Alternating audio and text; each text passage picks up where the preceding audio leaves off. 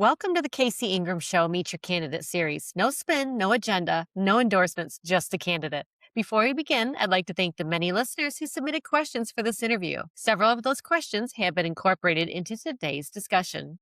If you enjoy the show and would like to stay informed on local issues and elections, be sure to hit that subscribe button. I'm Casey Ingram. Let's get into it. Today, I'm joined by Bernard Taylor. Bernard Taylor is a Democratic candidate for U.S. Congress in Florida's Congressional District 21, currently held by Brian Mass. Welcome to the show, Bernard. Good evening, Casey. Thank you for having me. Absolutely, my pleasure.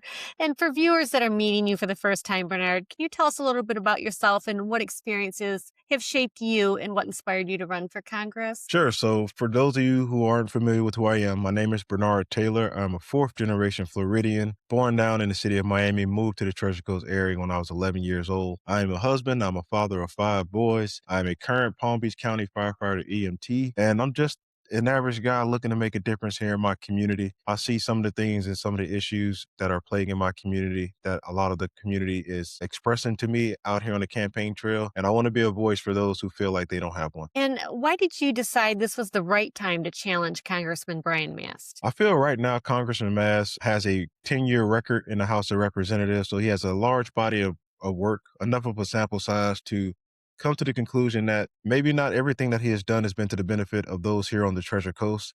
A lot of the legislation that he has proposed or gotten passed has been relatively ceremonial in terms of renaming post offices and airports. And a lot of the things that he has campaigned on, especially our environment and cleaning up the waterways, haven't come to fruition in the ways that I think they could.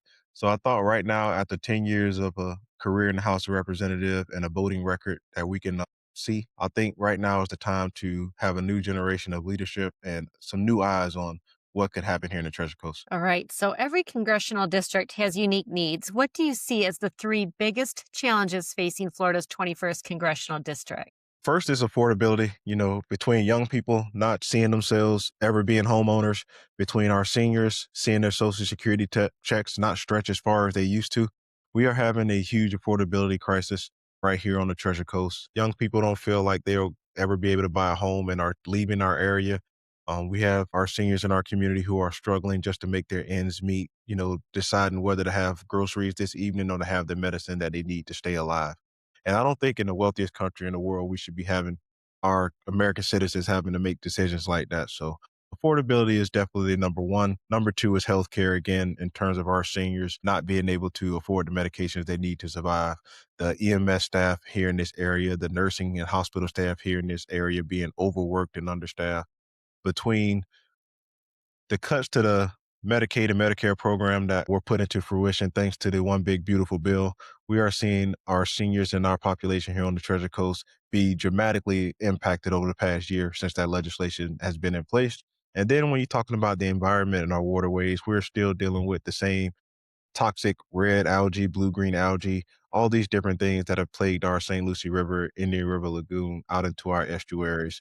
And I feel right now is the time to have someone that is willing to stand up for the people and the needs here in our community. Now, if elected, what would be your first bill or legislative priority? I think what we have to do is instill trust back in our government. I think the first thing we need to do is tackle Citizens United, getting money out of politics. I think we need to look at term limits for the Senate and the House of Representatives and the Supreme Court. Then I also think we need to look at insider trading in terms of making sure that congressional members, legislative, the executive branch, the judicial branch, and their immediate families aren't able to trade stocks based upon insider information. I think if we can attack those three things, we can solve a lot of the trust issues that the American people have with our government. A lot of people that I speak with feel the government works for the wealthiest among us and doesn't necessarily work for the people here in the streets. So, Congress has historically low approval ratings. How would you represent this district differently than the typical member of Congress? By actually representing the people, making sure that I'm holding quarterly town halls, making sure that I make myself accessible to the needs and the wants of the citizens here on the Treasure Coast. I think a lot of times what politics has that has devolved into, unfortunately, is partisanship. People strictly voting along their party lines, people just, tiptoeing in lockstep with whatever the party wants. And, growing up, I was one of those ones, honestly. I had little authority issues with authority growing up with people kind of trying to tell me what to do at times. Because a lot of times, if I feel like something isn't right, or if I know that something isn't right, I'm going to stand up for it, even if I'm standing alone. And I think we need to get to a point where our politicians are actually representing the needs of their communities, regardless of what the party line or what the party talking points may be. Okay. And more specifically, how would your representation be different from Congressman Brian Mast? Just reiterating that same point, being accessible, making sure that I'm as transparent as possible, making sure that we are keeping the community informed, that we are having town halls, that we are responding to emails and comments and things of that nature, letting people know that this is not just my seat, this is the seat for all 800,000 people who live here on the Treasure Coast. I think the more transparency you have, I think the more interactions you have with your constituents, the more you try to understand their needs and wants, and the more you communicate where you are kind of coming from with some of the decisions that you want to make. I think a collaborative effort between the representative and their constituents makes for better representation for the people here on the Treasure Coast. Okay, so immigration remains one of the defining issues in this election. What specific reforms would you support to secure the border while maintaining a fair legal immigration system? I think we need to make sure that we are keeping a well-funded border patrol. I think we need to make sure we're keeping a well-secure border. And at the same time, I also think we need to make sure that we are reforming our immigration process. Right now, our courts are understaffed. There are not enough immigration judges. There's not enough of a structure built in order to streamline the processes for citizenship, for the processes for work permits, the processes for asylum seekers. The average person is, I think the average time to get your American citizenship is anywhere from 5 to 10 years. That shouldn't be the process. It shouldn't have somebody taking that long to figure out if they can stay in this country or not. I think if we actually invest and reform our immigration system so that it's more streamlined and it can work for everyone, I think not only can we make sure that we are having people come into this country who want to contribute and make our country better, but we can also make sure we're keeping out the people that are not here to make our country better and to potentially harm American citizens. Do you support additional funding for ICE? I do not support additional funding for this current version of ICE. I think right now what we're seeing with this current version of ICE is a unit and a branch of government that is operating with not enough compassion, not enough humanity. So I'm all for having an immigration and customs enforcement agency. I just think this version of what's going on, especially after we've had 12 American citizens lose their life and 12 people with no criminal record lose their life at the process of ICE, I think we need to make sure we're looking into how we're going about making sure we're keeping this country safe and making sure that we're keeping people safe here in this country. Should ICE focus primarily on violent criminals and those with deportation orders, or should it continue a broader immigration enforcement? No, I think I should definitely focus on making sure that we are trying to get the most dangerous criminals out here and those with deportation orders, as opposed to the current methods that they're using, because again, it's causing innocent people to lose their lives. Would you support any pathway to citizenship for undocumented immigrants currently living in the United States? And if so, under what conditions? I would support a pathway to citizenship for undocumented immigrants who have been contributing to America during their time here, who have actually been in the workforce, who have actually been good citizens, who have been good tax-paying citizens, and who have abided by the rules and laws here in this country. I would be in support of a pathway to citizenship for those immigrants.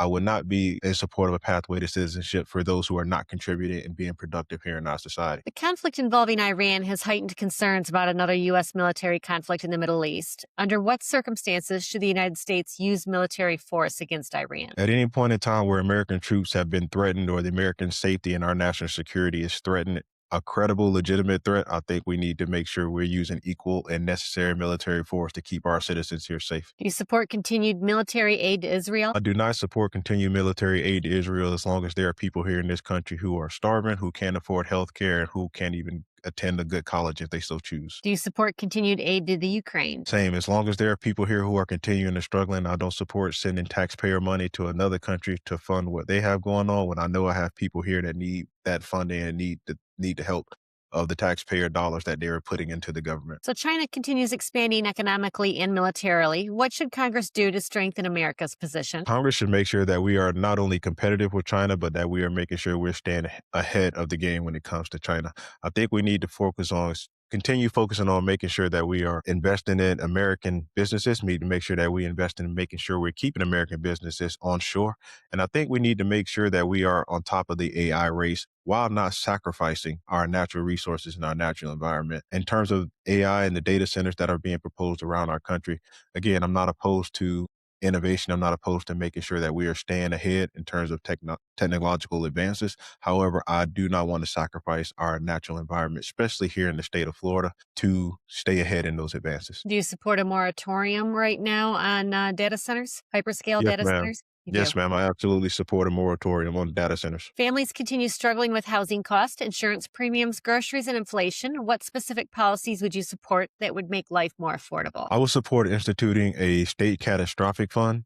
Right now in the state of Florida, we have a lot of tourism dollars that come to our state, but due to laws and legislation here in Florida, our tourism dollars can only be earmarked to develop more tourism. I think we need to use some of those tourism dollars to go towards a state catastrophic fund that can back up some of these insurance companies that will take the risk of hurricanes and natural disasters and flooding, which would bring down those homeowners insurance premium prices and would also bring in more competition back to the state of Florida in terms of getting homeowners to have more options in terms of homeowners insurance. I think if we can do that, we can lower the prices for American citizens here in Florida and dramatically see lives improve. As an elected a federal official, that sounds more like a state decision. How would you influence state legislature to consider that option? That goes with working with local state reps here and on the Treasure Coast to kind of make sure that we are getting that legislation up to Tallahassee to make sure that we are explaining how this would be beneficial to the people here and all the people here, not just on the Treasure Coast, but all over Florida, having a good relationship with the incoming governor to make sure that this is something that can be implemented as well. It's about collaborative efforts. It's about bipartisanship. It's about being able to make sure that we are all just doing what's best in the best interest for the state of Florida. Would I like to see something like that happen on the federal level? I would, but I'm also not a proponent of making sure we just keep expanding the government. I'm also, a fan of making sure that local and state legislatures handle the things and the concerns of their state. And I want to use my power and influence to be able to help those decisions. And certainly, you brought up insurance as affordability issue, and it certainly is here in the state of Florida. What specifically can you do to bring ideas to Florida to help bring down those costs? Well, what we talked about with the state catastrophic fund idea, I think that is something that we need to look into. I think also what we need to look into again is a way to make sure that the new homes and the homes that are established here in Florida are doing everything they can to make themselves appealing to those insurance companies, whether that's impact doors, whether that's impact windows, whether that's with every new bills, making sure they have impact doors and windows. Kind of working with local governments and state governments and building codes and developers to to make sure that we are collaboratively working to make sure Florida is a place that insurance companies are not afraid to insure homes. We recently, over the past 5 or 6 years, we got hit with, I want to say, two or three hurricanes back to back to back, and it scared a lot of those insurers. And unfortunately, people who have been paying homeowners insurance for 20, 25 years were still getting their claims denied. And that's just unacceptable to me. So I think we need to do what we can on our end in terms of private industry and in terms of local and state governments to make our homes more safer and make them more insurable.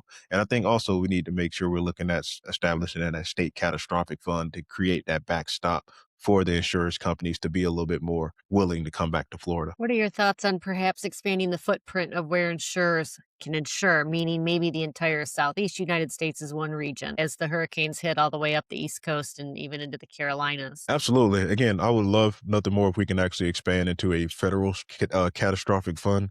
Again, I know the idea of big government scares a lot of people, but we need to make sure we are doing what we can to back up our private industries and make them believe that they can come back and expand and do things like expanding the footprint here to cover a whole southeastern region. But we got to work together. It's going to take a collaborative effort. Federal debt now exceeds $40 trillion. What difficult decisions is Congress avoiding? Tightening our belt, to be honest with you. There are a lot of departments that are overspending. There are a lot of departments who have a lot of waste, fraud, and abuse in them. Not just our social safety net programs, but when you look at the Defense Department, the defense budget, who haven't passed the audit in the last 8 audits. There's so many different areas of our government where we need to look into tightening our belt and making sure that we're not wasting money. We're not, subject to fraud and abuse. I think we really need to have a hard look at the money that we are spending and the actual income in this country and kind of work within those parameters. I think the thought of, just keep continuing to run up this credit card and pass this along to our children and our grandchildren is wholly irresponsible. And I think we need to have a hard look at, going through some tough times over the next few years to get this deficit under control. Do you believe Congress spends too much, taxes too much, or both? Both. They tax too much and they spend too much. I'm a proponent of, every American citizen, we all can live within our budget for the most part. If we as individuals can operate within a budget, the federal government should be able to as well. And you mentioned earlier you do support congressional term limits. Yes, ma'am. I do support congressional term limits. How many terms? 3 to 4 for the U.S. House of Representatives. That gives you 6 to 8 years to be a representative. So I think 2 terms as a senator, that's more than a decade. That's 12 years. And I think anywhere from 20 to 25 years on the Supreme Court, that's pretty much a generation. I think that's enough time to be a Supreme Court justice. I think when you establish those term limits, that goes a long way into helping build trust back into our government. It's one issue where you believe Republicans and Democrats could realistically find common ground. I believe on governmental reform, we can definitely find some common ground. I think on the affordability issue in terms of housing, we can find common ground. We've already seen over the past couple of weeks the bipartisan legislation that got passed in the House of Representatives and in the Senate to address the affordability issue in terms of attacking corporate landlords and hedge funds and making sure that they are capped with the number of homes that they are buying in these neighborhoods, leaving more inventory for us to be able to buy homes and potentially bringing those costs down to be homeowners and even renters.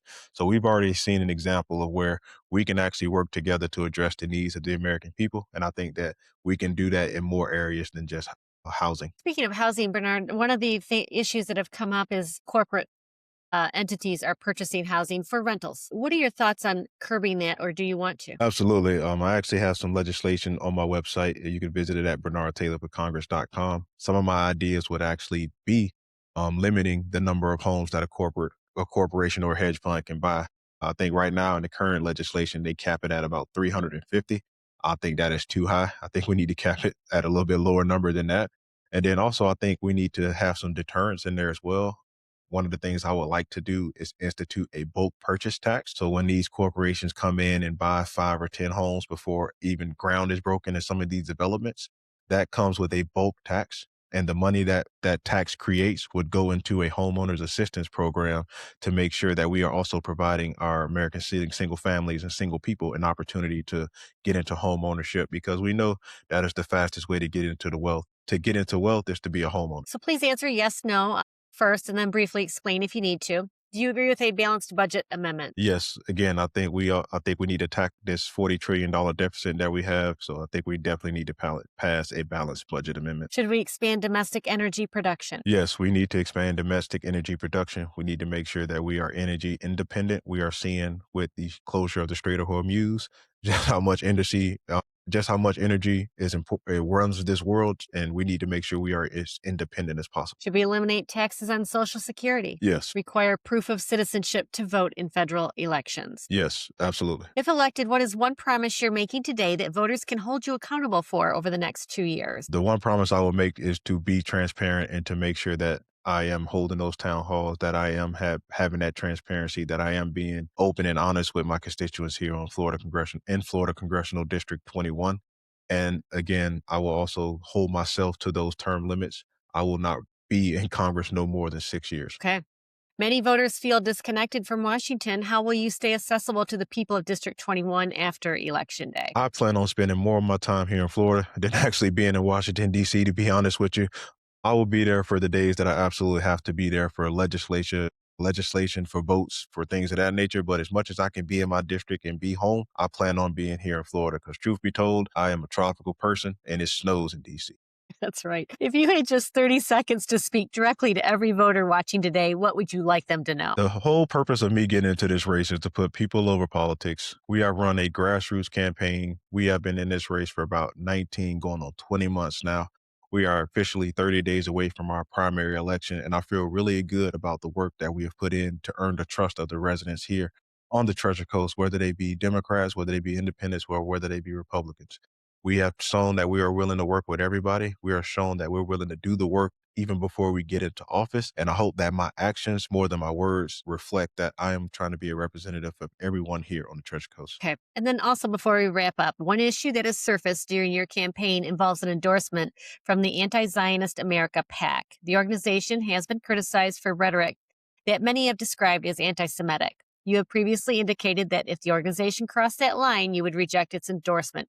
Can you explain your position today? Yeah, so the as a pack, anti-Zionists of America pack have unfortunately gotten bed with some people who I very much consider to be anti-Semitic, and that is not a position that I take. That is not who I am as a person. So as of today, I reject that endorsement. Again, I am a person who believes everyone deserves safety and security and to be treated equally and fairly. If your endorsement is still listed on their website, have you demanded that they remove that? Yes, ma'am. I reached out to them yesterday, and we will continue to confirm that endorsement has been rejected throughout the week. Okay.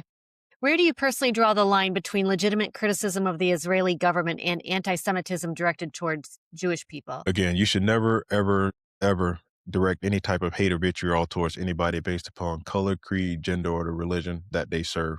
I believe the atrocities that have been occurring by the Israeli government are strictly to the Israeli government. They are not to be a reflection upon Jewish people all over the world. I don't think a person should be held accountable to the decisions that their government makes. And finally, would you unequivocally condemn conspiracy theories blaming Jewish people for events like September 11 or suggesting Jewish people have secretly controlled government or media? Yes, I unequivocally condemn those types of that type of rhetoric. Okay. Thank you, Bernard. There's a couple other things that have surfaced that I just want to cover with you and give you the chance to respond. Some critics have also pointed to comedy and social media content you created before running for Congress, arguing that portions of it are inconsistent with the image expected of a member of Congress. Looking back, do you believe any of the content crossed the line, and do you have any regrets? No, ma'am, I don't believe any of my content has crossed the line. My content has been a form of therapy for me, dealing with some of the things that I've seen in the fire service. I'm exposed to all different types of traumatic events, whether you talk about the death of children, sexual abuse, all different types of tragedies that unfortunately in my industry leads to early termination of life. People commit suicide. People have trouble coping after they retire. You're talking about heart attacks, seizures, strokes, all different types of things.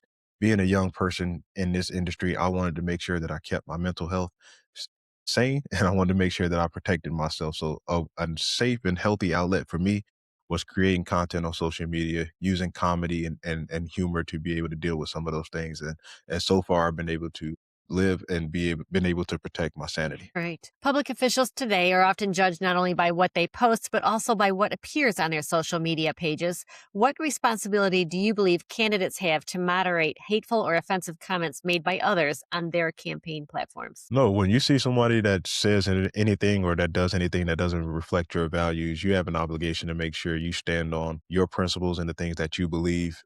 Because at the end of the day, regardless if it's on a post, if it's on the comment section, you want to make sure that people understand that that's not who you are and you don't agree with some of those things that are being said. Court records have circulated online regarding child support proceedings involving someone identified as Bernard L. Taylor. What would you like voters to understand about those matters? And is there anything in your past that you believe voters deserve to hear directly from you rather than from campaign literature? No, absolutely. So I'm Bernard Lamar Taylor. So that's where the L comes from. My current wife and I have two young children. Before that, I was in a relationship with, and I had three other kids from previous relationships. My three older sons, whom I am an active participant in their lives, whom I love dearly, who I have great relationships with. Unfortunately, we all know how this world works. When you're no longer with your partners, there are certain obligations that you have to have. And I've met those obligations and have been current with those obligations. And I have no ill will and no bad relationships with my children or their mothers. Very good. What do you believe sets you apart from your Democratic opponent, and why are you the best person to carry your party's message into the general election? I think for me, it's just authenticity. I think for me, again, it's just being able to be myself, be who I am, be able to disagree when I don't think something is right, be able to use my voice to be principled and to protect my values and to be able to make sure that I stand on what I say. A lot of times it's going to be unpopular when you go against your party. And if you're not willing to stand up for what's right because you're afraid of what your party might say, then this isn't the job for you. And finally, Bernard, how can voters support your campaign and learn more about you? Please visit bernardtaylorforcongress.com. There you can sign up to volunteer for the campaign. You can actually go to my issues page where I lay out the 5 legislative priorities I would love to get passed during my time in Congress. And you can also learn more about me, who I am. Also, anywhere on social media, you can follow me. You can see my content for yourself. It's bernardtaylorforcongress.com. And again, I didn't get into this race to seek power, to seek fame, or to seek money. I literally got into this race because I saw a need in my community of a person that was going to be there for everyone in the community. And I decided to step in and fill that void. Bernard Taylor, thank you for taking time out of your campaign schedule here to chat with us here today. Folks, if you support Bernard or any of the candidates, make sure you vote August 18th. That is the primary. That is the time that the Democratic candidate will be chosen to move on to the general election. So again, that's going to be August 18th. And finally, don't forget to follow the Casey Ingram Show on Facebook and subscribe on YouTube for more real talk you will not hear anywhere else. I'm Casey Ingram. Stay informed, stay engaged, and I'll see you on the next episode. Thank you, Bernard Taylor. Thank you for having me. Have a good night. My pleasure, you too.